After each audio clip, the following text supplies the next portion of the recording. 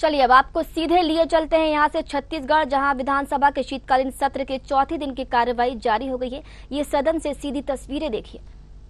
अध्यक्ष महोदय जी, सफलतम कार्यकाल के लिए बहुत सारी शुभकामनाएं हैं और नए विधायकों की तरफ से मैं यही कहना चाहूंगी, जब सदन का पहला दिन था, हम यहाँ आए थे और जब हमारे पहला जो हमारा क्वेश्चन लगा था, मुझे लगता है जिस तरीके से मैं नर्वस थी, सारे नए विधायक को कहीं ना कहीं थोड़ी सी नर्वसनेस रही होगी, लेकिन आपको आसंदी पर देकर और जिस तरीके से आपने हमें बोलने का अवसर दिया है, पिछले 1 सालों में जितने क्वेश्चन लगे, जो भी आपके साइड से हमें समझने को सुनने को मिला, तो निश्चित ही हम सबका उसमें आत्मविश्वास बढ़ा है और इसी तरह से आपका आशीर्वाद हम सब पर, आपका मार्गदर्शन हम सबको मिलता रहे, यही शुभकामनाओं के साथ आपका बहुत आभार व्यक्त करती हूँ। अध्यक्ष महोदय, आपका कार्यकाल सराहनीय रहा। आप एक अच्छे हैं और जिस तरह आपका नाम है उसी तरह आप काम कर रहे हैं और सबको सहयोग देने से बहुत बहुत है। चलिए, माननीय अध्यक्ष महोदय, आपके 1 वर्ष के कार्यकाल पूर्ण होने पर पूरे नए सदस्यों की ओर से आपको धन्यवाद ज्ञापित करता हूं, शुभकामनाएं समर्पित करता हूं और ये उम्मीद है हम सभी नए सदस्यों की, ये एक अभिभावक के रूप में आप हमें संरक्षण प्रदान करते रहेंगे ताकि ये विधानसभा संसदीय आकाश के नक्षत्र के रूप में स्थापित हो। बहुत बहुत शुभकामनाएं आपको। माननीय अध्यक्ष महोदय, 1 साल के आपके अध्यक्षीय कार्यकाल पूर्ण होने पर मैं आपको बहुत शुभकामनाएं देता हूं।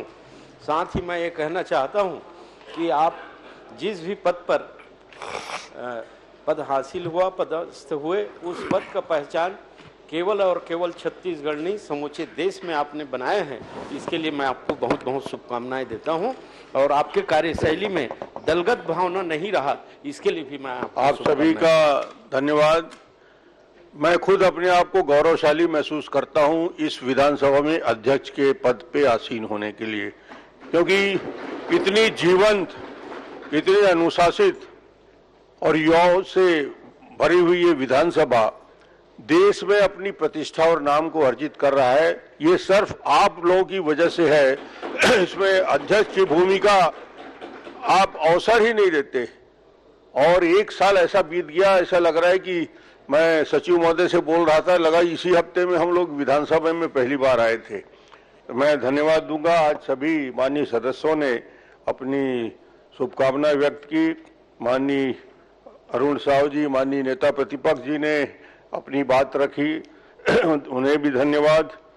माननीय अजय चंद्राकर जी, संसदीय कार्य मंत्री केदार कश्यप जी, हमारे वरिष्ठ साथी मोहले जी, किरण देव जी, राम कुमार जी, गोमती साय जी, भावना वोरा जी, सुशांत शुक्ला जी, द्वारकाधीश और सभी सदस्यों को जो इस विधानसभा में अपनी भूमिका निभा रहे हैं। और 1 साल के अंदर हमारे नए विधायकों में जो परिवर्तन आया है वो आश्चर्यजनक रूप से, मुझे लगता है इतना शानदार आपने परफॉर्मेंस किया, तो नए विधायकों को भी मैं बहुत बधाई और शुभकामना देता हूं। मंत्री जो पहली बार मंत्री बन के आए उनको मैं देख रहा हूं और उनके जवाब देने का तरीका देख रहा हूं, इतना अनुभवी तरीके से काम कर रहे हैं। तो पूरे सदन का जो वातावरण आप लोगों ने बना कर रखा है, अध्यक्ष की भूमिका बहुत कम रहती है, भूमिका आप सबकी रहती है। 90 आप हैं, मैं अकेला हूं, मगर आप उस एक को उतना महत्व देते हैं, इतना सम्मान करते हैं। मुझे लगता है कि ये कायम रहे और छत्तीसगढ़ को हिंदुस्तान के सर्वश्रेष्ठ विधानसभा की ऊंचाई पे पहुंचाने के लिए आप सबकी भूमिका सतत जारी रहे। धन्यवाद। श्री धर्मजीत जी, आप विशेष परिधान में आप आए हैं, नए पहले वर्ष के पहले दिन, इसलिए आपको शुभकामना। अध्यक्ष महोदय, आज जो माननीय हमारे धर्मजीत जी का परिधान है, मुझे अपने कहते हैं मिथुन चक्रवर्ती की याद आ गई अध्यक्ष महोदय। ऐसा लगा कि आज फ्लोर पे कुछ रजत जयंती के अवसर कुछ परफॉर्म करने वाले, इस बार सांस्कृतिक कार्यक्रम है। भाई मिथुन चक्रवर्ती जी अभी चल फिर नहीं पा रहे हैं, पूरी तरह एक्टिव है, अंदर बाहर से एक्टिव है पूरे। हमारे ये ऋतिक रोशन है अध्यक्ष महोदय। अध्यक्ष जी, आज 1 साल हुआ है आपको अध्यक्ष बने। सबसे पहले मैं बधाई देना चाहता हूं। आप 15 साल मुख्यमंत्री रहे, आपने विनम्रता, शालीनता, धैर्य, गंभीरता से आपने प्रदेश का नेतृत्व किया। आप अभी न पक्ष हैं न विपक्ष हैं, आप निष्पक्षता से निष्पक्ष की कुर्सी पर बैठ करके सदन को चला रहे हैं। आपके नेतृत्व में ये सदन पूरे हिंदुस्तान में उत्कृष्ट और उत्कृष्टतम स्तर पर होगा और इसीलिए आज मैं आपके लिए सम्मान में ये कपड़ा पहन के आया हूँ। धन्यवाद। उतनी ठंड नहीं है, लेकिन अब क्या करें, कभी कभी सो भी करना पड़ता है अध्यक्ष जी। और आज पहला साल था तो आपको रिसीव भी किए। अब मैं प्रश्न पूछ लेता हूँ अध्यक्ष महोदय। मैं माननीय मंत्री जी आपसे ये पूछा हूँ कि कितने अशासकीय अस्पताल और कितने शासकीय अस्पताल सरकार के पास लिस्टेड हैं। आपने बताया कि 1129 प्राइवेट अस्पताल आपके पास लिस्ट में हैं। सरकारी को रजिस्टर होना जरूरी नहीं है, लेकिन इस प्रदेश में प्राइवेट और गवर्नमेंट मेडिकल कॉलेज भी होगा जहां बहुत बड़ी संख्या में मरीज भर्ती होते हैं। और ये मामला है फायर ऑडिट का, क्योंकि रायपुर में मेकाहारा में भी आग लग चुकी है और एक और अस्पताल में कुछ लोग जिंदा जल गए थे। मैं किसी व्यक्तिगत अस्पताल के बारे में आपसे बात नहीं कर रहा हूं।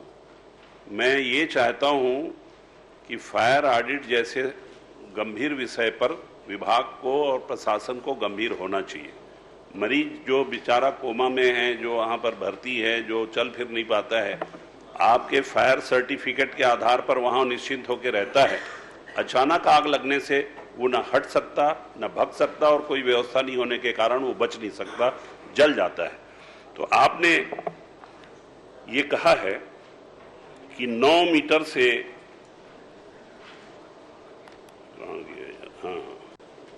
9 मीटर से अधिक ऐसे भवन जिसकी ऊंचाई 9 मीटर से अधिक हो, या जिसमें भूतल और ऊपरी 2 मंजिल हो, या 30 बिस्तर से अधिक वाले अस्पताल हो, जिसमें कोई क्रिटिकल केयर यूनिट हो, तो फायर सेफ्टी प्रमाण पत्र लेना अनिवार्य है। इस प्रदेश में इस पैमाने पर कुल कितने अस्पताल हैं, उसमें कौन से सरकारी हैं और कौन से कितने संख्या में गैर सरकारी अस्पताल हैं, इस 9 मीटर के पैमाने पर जिस पर फायर सेफ्टी का सर्टिफिकेट लेना जरूरी है, उसकी आप संख्या बताने की कृपा करें। माननीय अध्यक्ष महोदय, इसी में संशोधित जवाब हम लोगों ने दे दिया है और शायद आप तक नहीं पहुंची होगी। सुबह सुबह ही देने का प्रावधान कुछ रहता है। मैंने इधर कहा था कि भेज देंगे, फिर भी उसको मैं पढ़ देता हूं। संशोधित उत्तर में सबसे अच्छी बात है कि आपने 13 तारीख को निर्देश जारी किया, इसी महीने 12 तारीख की। ये सबसे महत्वपूर्ण बात है, इतने जागरूक हैं। और ये उत्तर मुझे अभी यहाँ अध्यक्ष जी के बधाई के दौर में ही मुझे मिला। मैं तो पढ़ भी नहीं पाया हूँ, फिर भी मैं आपसे पूछ लेता हूँ। नहीं, 13 तारीख को नहीं, उससे पहले 20/11 को भी हमने आदेश जारी किए हैं। दोनों देखिए, इसी महीने में जारी किया है। हेड टेल दोनों देखिए, हमने इससे पहले 20/11/2024 को भी जारी किया है। 13-12 को जारी हुआ है, 11वां तारीख को भी हुआ है, ये देख लीजिए। कोई बात नहीं, कोई बात नहीं। आपने जारी किया है, नहीं क्या जारी किया है, कितनी संख्या में, ये पूछ रहा हूँ भाई अस्पतालों की। ये 9 मीटर वाले मापदंड में कितना है? 9 मीटर मापदंड 30 बेड जो हॉस्पिटल होगा उसकी संख्या बताइए ना। देखिए, एक्चुअल में ये फायर ऑडिट का है। आप पहले तो आपको बहुत बहुत धन्यवाद देता हूं कि आपने ऐसे मसले को उठाया। ये फायर ऑडिट जो है पूरी तरह से गृह विभाग के अधीन में आता है और फायर सेफ्टी का जो ऑडिट है गृह विभाग करता है। मैं सदन को बताना चाहूँगा कि माननीय विष्णुदेव साय जी की जो जीरो टॉलरेंस की सरकार है और सुशासन को कायम रखने के लिए अभी तक जो नर्सिंग होम एक्ट में जो रजिस्ट्रेशन होते थे, उसमें रजिस्ट्रेशन से पहले फायर सेफ्टी का एनओसी लगता था, उसको हमने पूरी तरह से खत्म कर दिया है। मंत्री जी, आप मुझे सिर्फ मेरे प्रश्न का जवाब दे दीजिए कि इस 9 मीटर के मापदंड में सरकारी अस्पताल और गैर सरकारी अस्पताल कितने हैं जहां मरीज जाकर के इलाज कराते हैं और उसको फायर सेफ्टी का सर्टिफिकेट लेना जरूरी है? विभाग कोई भी हो, अगर गृह विभाग का है तो ठीक है, हम गृह विभाग से भी प्रश्न लगा के पूछ लेंगे, परंतु अस्पताल तो आपका है ना। मेकाहारा में आग लगी तो बदनामी तो आपकी हो रही थी ना, विभाग की हो रही थी ना, कि मरीज बच गए ले दे के, अगर जल के मर जाते तो विभाग, ये विभाग वो विभाग से मतलब नहीं है। मरीजों की सुरक्षा, आग से बचाने के उपाय के बारे में पूरे सरकार का सामूहिक दायित्व है। आप मुझे बताइए कि कितने अस्पताल इस प्रदेश में हैं जो 9 मीटर के मापदंड के अंदर आते हैं और जिसको सेफ्टी सर्टिफिकेट लेना जरूरी है। 9 मीटर ऊंचा 1129 ऐसे हॉस्पिटल हैं जो प्राइवेट हैं, उनको सबको फायर सेफ्टी के लिए कहा गया। और हमारी सरकारी हॉस्पिटलों में हमारे पास 35 डिस्ट्रिक्ट हॉस्पिटल के भवन निर्माण किए गए हैं। हमारे पास 10 मेडिकल कॉलेज हैं, साथ ही 183 CHC हैं, 5162 सब हेल्थ सेंटर हैं, 765 PHC हैं, 7 जो है शहरी CHC हैं। नहीं, इस प्रकार से PSC में देखिए मंत्री जी, एक मिनट बैठिए। देखिए अध्यक्ष महोदय, PSC में 10 बेड से 15 बेड से ज्यादा होता नहीं। आपने लिखा है जिसमें 30 बेड होगा, जो 9 मीटर ऊंचा होगा, जिसमें भूतल होगा, ग्राउंड फ्लोर होगा और क्या क्या होगा, वो अस्पताल, ताकि उस अस्पताल के फायर सेफ्टी के बारे में मैं पूछ सकूं। मैं संख्या जानूंगा तब तो आगे प्रश्न पूछूंगा। अंदाज में बता दीजिए, पूछ के बता दीजिए। पूछने की जरूरत नहीं है, मैं सक्षम हूं। उसमें जो है हमने स्पष्ट कहा है कि छत्तीसगढ़ शासन गृह विभाग की अधिसूचना दिनांक 29 नवंबर 2022 के अनुसार ऐसे भवन, केवल हॉस्पिटल नहीं, कोई भी भवन जो 9 मीटर से अधिक ऊंचा हो और उसके डबल मंजिल वाला हो। अरे आप बाकी का छोड़िए, मैं तो अभी इसमें कोचिंग सेंटर का पूछ ही नहीं रहा हूं। प्राइवेट हमने बताया ना 1200। होटल का तो पूछ नहीं रहा हूं, मैं सिर्फ अस्पताल का पूछ रहा हूं कि इस मापदंड में गृह विभाग के निर्देश पर हमारे प्रदेश में कितने अस्पताल आते हैं, उनकी संख्या बताइए। मैं नाम भी नहीं पूछ रहा हूं, सिर्फ आंकड़ा दे दीजिए कि 10, 20, 25, 50, 200, 500, 300, 150 जो भी होगा बताइए। तो कुछ तो आंकड़ा बताइए भाई। कि आपको यही मालूम होना चाहिए कि आपका कौन कौन सा अस्पताल फायर सेफ्टी सर्टिफिकेट के लिए बहुत जरूरी है, तो उसका आंकड़ा होगा तब मैं आगे बात करूंगा। देखिए, ये मामला जो है हर साल हमारे सरकारी हॉस्पिटल है उसकी तो हम ऑडिट करते हैं। सरकारी जो 1129 हमने बताया वो सभी में फायर सेफ्टी अनिवार्य रूप से लगाए गए हैं। और ये हमारा विषय भी नहीं है, ये गृह विभाग का जो विभाग है वो फायर सेफ्टी ऑडिट करती है, उसमें हमको ऑडिट करने का अधिकार नहीं है। विषय क्यों नहीं है स्वास्थ्य विभाग का? आप अस्पताल को सर्टिफिकेट देते हैं, उस सर्टिफिकेट में अस्पताल की सेफ्टी, सिक्योरिटी और फायर से बचने के उपाय के जब तक प्रावधान नहीं होंगे, आप 1129 को सर्टिफिकेट दे कैसे दिए? और अगर आपने उसको सर्टिफिकेट दिया, लाइसेंस दिया, परमिट दिया, अनुमति दी, तो वहां की सुरक्षा की भी जिम्मेदारी आपकी है। और इसलिए मैं पूछ रहा हूं, ये मामला कोई मैं किसी एक अस्पताल के को लेकर के नहीं पूछ रहा हूं, मेरे दिमाग में कुछ नहीं, मैं बिल्कुल क्लीन चिट लेकर के अपना दिमाग रख के क्लीन पेपर सरीके आया हूं कि इस प्रदेश में 2 घटना हम देख चुके हैं। मेकाहारा में आग लगी, एक और अस्पताल में जिंदा जल के मरे। मैं किसी अस्पताल के बारे में नहीं बोल रहा हूं, मैं चाहता हूं कि इस प्रदेश के जितने भी अस्पताल हैं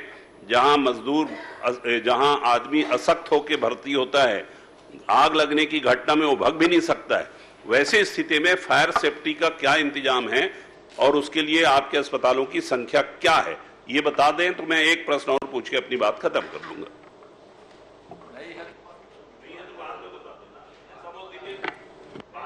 वैसे फायर ऑडिट का हमारा विभाग का जिम्मा ही नहीं है।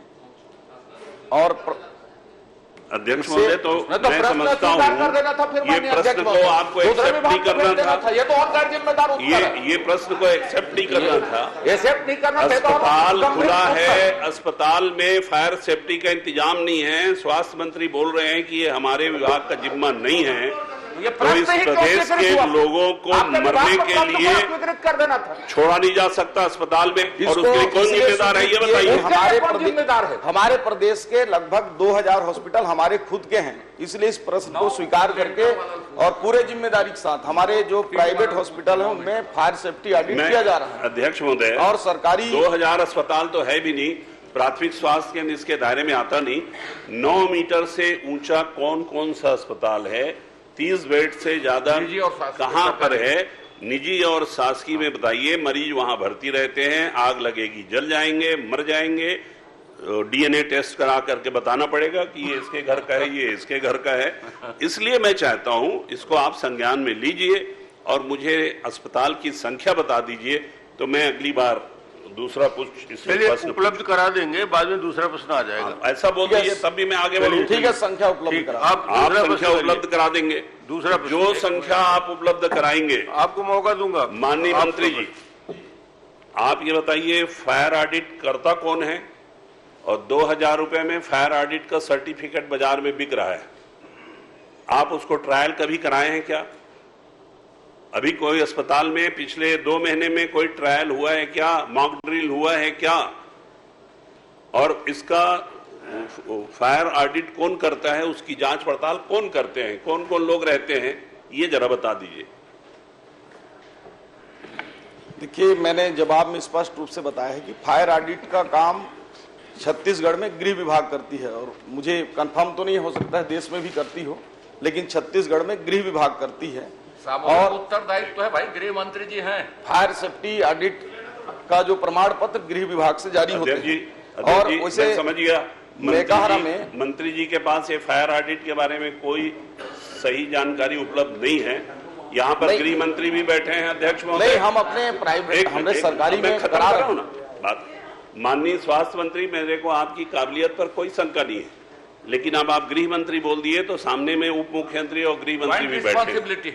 मैं आपके माध्यम से इन दोनों ही विभाग के मंत्रियों से ये निवेदन भी कर रहा हूं, मांग भी कर रहा हूं, प्रश्न भी पूछ रहा हूं कि इस प्रदेश में अगले 2 महीने के अंदर सभी ऐसे अस्पताल जो आपके मापदंड 9 मीटर के ऊपर हैं, 30 बिस्तर जिसमें है, उसका फायर ऑडिट आपके सक्षम अधिकारियों से कराइएगा, और करा करके जिसका फायर ऑडिट में जो पास नहीं होता है उसको बंद कराइए, और जो फायर ऑडिट की व्यवस्था नहीं कर सकता है उस अस्पताल पर रोक लगाइए, और जहां फायर ऑडिट है उसकी जांच करा लीजिए। आप कराएंगे क्या गृह मंत्री जी? आप ही बोल दीजिए।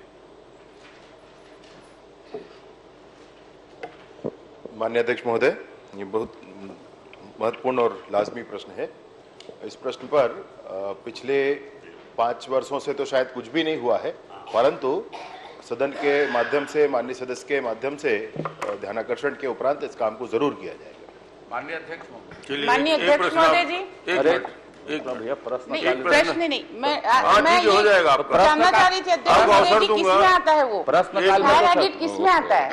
प्रश्नकाल में प्रश्न करने देता था।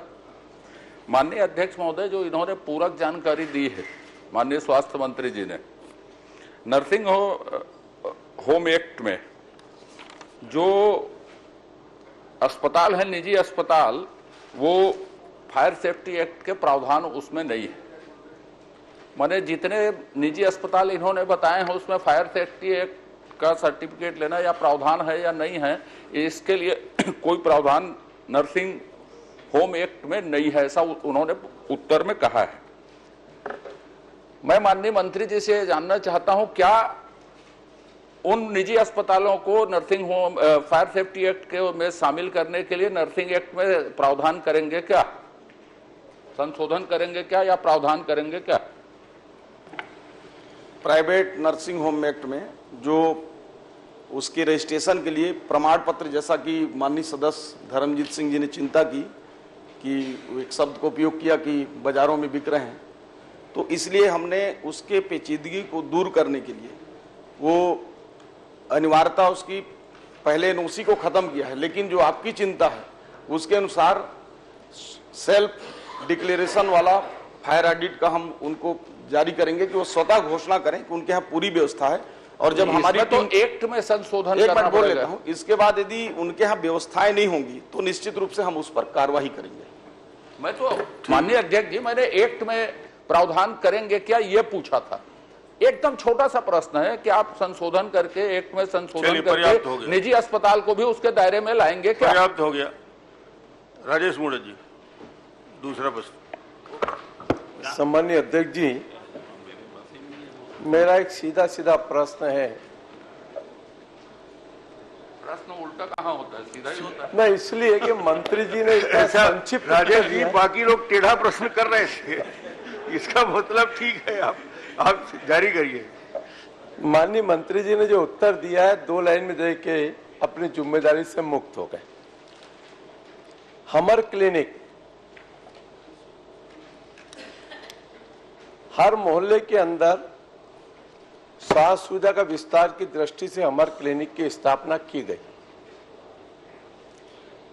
अब वह क्लिनिक अगर बना है तो बिल्डिंग का सेटअप, बिल्डिंग और उसका सेटअप, उसकी जिम्मेदारी किसकी है? सीधा प्रश्न, खाली एक ही लाइन का। माननीय मंत्री जी ने उत्तर दे दिया 15वें वित्त आयोग के अंदर पैसा मिलेगा, हमने भेजा। तो क्या 15वें वित्त आयोग के भरोसे ही यह योजना चालू की थी क्या पूर्व सरकार ने? और इसके लिए सरकार की क्या स्थिति है? क्या इस योजना को चलाएंगे या योजना में पैसा नहीं आएगा तो अधूरे क्लिनिक बने हुए पड़े रहेंगे? यह स्थिति स्पष्ट करें। माननीय अध्यक्ष महोदय, माननीय सदस्य ने एकदम सही कहा कि पिछले समय में जो भारत सरकार की महत्वपूर्ण योजना की पीएचसी और सीएचसी से भी अलग हटकर ग्रामीण क्षेत्रों में भी और शहरी क्षेत्रों में भी स्वास्थ्य विस्तार के लिए योजना चलाई, और उसमें जो शहरी स्वास्थ्य कार्यक्रम है उसमें हमर अस्पताल जो पीएचसी लेवल का और हमर क्लिनिक जो गांव में उप स्वास्थ्य केंद्र होता है उस लेवल का भारत सरकार ने भेजा। यहाँ सिर्फ उसका नाम आयुष्मान आरोग्य मंदिर था, उसको केवल नाम चिपकाने के लिए पिछले सरकार ने हमर क्लिनिक और हमर अस्पताल का नाम दे दिया। और आपको आपके माध्यम से मैं बताना चाहूँगा कि इसमें 15वां वित्त आयोग ने 21-22 में 338 करोड़ 79,44,000 रुपए प्रदेश में भेजा, और वित्त विभाग ने उस पैसे को अंतरित करने में जो विलंब किया उसके चलते दूसरी किस्त भारत सरकार ने जारी नहीं किया, और उसके लिए 7 करोड़ 23 लाख रुपए का उन्होंने जुर्माना लगाया। और जुर्माने की राशि पिछले समय में जिस कोड में जमा करना था, शीर्ष कोड 2049, उससे निकालकर उन्होंने 2210 में डाल दिया था। अब हमारी सरकार आने के बाद माननीय अध्यक्ष महोदय, जब समीक्षा लिया गया कि हॉस्पिटल क्यों नहीं बन रहे हैं, तो पता चला कि भारत सरकार से पैसे नहीं आ रहे हैं। तो उसके लिए हमने अपने एमडी एनएचएम को दिल्ली भेजा, ये 2 बार, एक बार मई में आखिरी में चुनाव के बाद और इसके बाद अगस्त में भेजे। तो पता चला कि जब तक वो फाइन नहीं पटाएंगे तब तक जो है वो राशि हमको नहीं मिलेगी। और अभी अनुपूरक में हमने उसका प्रावधान कराकर 723 करोड़ रुपए उस खाते में इस हफ्ते जमा हो जाएगा, और संभवतः भारत सरकार की दूसरी और तीसरी किस्त भी, एक मिनट हो जान दीजिए मेरा, दूसरी और तीसरी किस्त भी हमको जारी हो जाएगी। तो हमारी जो हमारा अस्पताल, जो माननीय सदस्य की चिंता है, ये जो अधूरे पड़े हैं पूरे प्रदेश में, ये 364 में 180 संचालित है और जो 184 बचे हैं उसको पूरा किया जाएगा। ठीक है। माननीय अध्यक्ष महोदय, यह योजना प्रारंभ की तो इसमें राज्य सरकार का क्या योगदान है? क्या इसका सेटअप स्वीकृत है? वहां पर हमर क्लिनिक में कितने डॉक्टर रहेंगे, नर्स रहेगी, क्या रहेगा? क्या इसका कोई सेटअप स्वीकृत हुआ? दूसरा, यह केंद्र पोषित योजना है कि राज्य सरकार ने ज्वाइंट इस योजना को प्रारंभ किया, तो राज्य की क्या भूमिका इसके अंदर है, जरा यह भी स्पष्ट कर दें। माननीय अध्यक्ष महोदय, माननीय सदस्य ने जिस प्रकार ये सेटअप के बारे में पूछा है, तो हमर क्लिनिक में 5 प्रकार के मानव संसाधन होते हैं। इसमें पहला चिकित्सा अधिकारी होते हैं जो एमबीबीएस होते हैं सामान्यतः, एक एमपीडब्ल्यू होते हैं जो पुरुष, एक स्टाफ नर्स जो होती हैं वो महिला, फिर जूनियर सेक्रेटरियल असिस्टेंट होते हैं, और 5वां एक कर्मचारी जो चतुर्थ श्रेणी के होते हैं। इस प्रकार से 5 मानव संसाधन होते हैं, और ये कार्यक्रम पूरी तरह से राष्ट्रीय स्वास्थ्य मिशन के अंतर्गत संचालित होते हैं, और इनके सभी के सेटअप स्वीकृत हैं, और जिनमें बिल्डिंग बन गए हैं उनमें संचालित हो रहे हैं, और जिनमें अभी नहीं बने हैं बिल्डिंग बनने के बाद संचालित। आखिरी प्रश्न कर लीजिए, कुछ करना है। अध्यक्ष जी, सम्मानीय अध्यक्ष महोदय, बहुत गंभीर प्रश्न है और इसकी गंभीरता को समझते हुए मंत्री जी उत्तर दे रहे हैं, लेकिन प्रश्न यह है कि शहरी स्वास्थ्य मिशन के तहत हमर क्लिनिक नाम रख दिया। रखने के बाद में सामुदायिक भवन के अंदर बिल्डिंग का रिनोवेशन करके खाली बोर्ड लगा करके चालू कर दिया। मेरे क्षेत्र की बात करता हूं, खाली रायपुर शहर की बात नहीं कर रहा हूं, पश्चिम विधानसभा की बात करता हूं। 17 भवन, उसमें तक कुल 3 कंप्लीट हुए, और वो भी कैसे किए? भवन नहीं बनाए, 25 लाख रुपया प्रति भवन के हिसाब से। क्या 25 लाख रुपए के अंदर भवन बन जाएगा? आपने सामुदायिक भवन के ऊपर खाली एलिवेशन बना दिया, और एलिवेशन में बढ़िया एकदम फोटो वोटो चिपका दिया, और उसके अंदर लिख दिया हमारा क्लिनिक। ना सेटअप है, ना स्टाफ है, ना दवाई है। तो आखिर में ये खाली नाम चमकाने के लिए पूर्व सरकार ने यह काम किया। क्या इसकी व्यवस्था सुनिश्चित करेंगे? मैं आपसे यह आग्रह करना चाहता हूं कि आपने शहर की जनता को गुमराह करके हमारा क्लिनिक खोल दिया। चलिए, इनके विधानसभा का बता दीजिए। सर, प्रदेश का मामला कोई छोटा मोटा मामला नहीं है। आप एक स्थायी, मैं आपसे आग्रह करना चाहता हूं कि संदेश पूरे प्रदेश में जाना चाहिए। जवाब सुन लीजिए, जवाब सुन लीजिए। माननीय अध्यक्ष महोदय, माननीय सदस्य की चिंता जायज है, और लंबे समय से पिछले सरकार में ही केवल ये जो कह रहे हैं, ऐसी कई जगह बातें आई हैं कि सामुदायिक भवन को भी जो पैसे आए थे उससे रंग पोत दिए गए हैं। तो उसकी तो मैं निश्चित रूप से पूरी जांच कराऊंगा ही कि ऐसे कहां हो रहे हैं, परंतु यह स्वस्थ करता हूं मैं कि जल्द ही भारत सरकार से पैसे आएंगे और जो अधूरे काम है पूरे हो जाएंगे। अध्यक्ष मैं आपसे प्लीज सर, मेरा इतना निवेदन है, अध्यक्ष महोदय जी, एक पॉलिसी के लिए आग्रह कर रहा हूँ। चलो आग्रह कर लो। सिर्फ इतना निवेदन मेरा है कि अगर ये योजना आपने प्रारंभ की, और अगर योजना के अंदर आपका बिल्डिंग का सेटअप नहीं होगा, अगर आप चाहते क्या है बता दें। मेरा इतना निवेदन है कि बिल्डिंग भी स्वीकृत करेंगे। बस चलिए, हो गया। माननीय अध्यक्ष महोदय, बिल्डिंग स्वीकृत है 25 लाख रुपए की लागत से। पैसे आने 25 लाख रुपए में कौन सी बिल्डिंग बनती है मेरे भाई? उप स्वास्थ्य केंद्र नहीं बनता। नहीं तो हमारे क्लिनिक को उप स्वास्थ्य केंद्र ही रैंक है। उतना ही है, क्या करेंगे? चलिए, एक आग्रह है महोदय, बोला आग्रह हो गया। एक आग्रह, बस छोटे से एक सेकंड बोलो। मैं आपके माध्यम से स्वास्थ्य मंत्री जी से कहना चाहता हूं कि प्रदेश में स्वास्थ्य विभाग के जड़ मेन मितानिन मन होते, उमन के 5 महीनों के पैसा नहीं मिले है। आपके माध्यम से कहना चाहता हूं, चलिए। माननीय अध्यक्ष महोदय, थोड़ा सा इसमें शायद सदस्य महोदय को जानकारी नहीं है, अभी सत्र कल और चलेगा, आज पूछ कर आइएगा। अक्टूबर तक का हमने पेमेंट कर दिया है, किसी मुताबिक का भुगतान शेष नहीं। बोला राम जी, बढ़िया। माननीय अध्यक्ष महोदय, मैं माननीय मंत्री जी को राजनांदगांव जिला चिकित्सालय, बोला राम जी, फिर खड़े हो गए। पूरे प्रश्न बोला कि पीछे क्यों पड़े रहते हो? बैठिए आप। कहाँ यहाँ प्रश्न करते हो? पूरा सेटिंग वाला मामला है आपका। तो आपका सेटिंग नहीं क्या? उधर से सेटिंग कर लो जल्दी। माननीय अध्यक्ष महोदय, मैं माननीय मंत्री जी को राजनांदगांव जिला चिकित्सालय में सामान खरीदी के बारे में पूछा था। उसमें माननीय मंत्री जी संलग्न सूची के परिशिष्ट 1 में जेम पोर्टल के क्रय की गई सामग्री उपकरण के बारे में 15 सामान के बारे में बताया है माननीय अध्यक्ष जी, जो 1 लाख से कम में क्रय किया गया है। और माननीय अध्यक्ष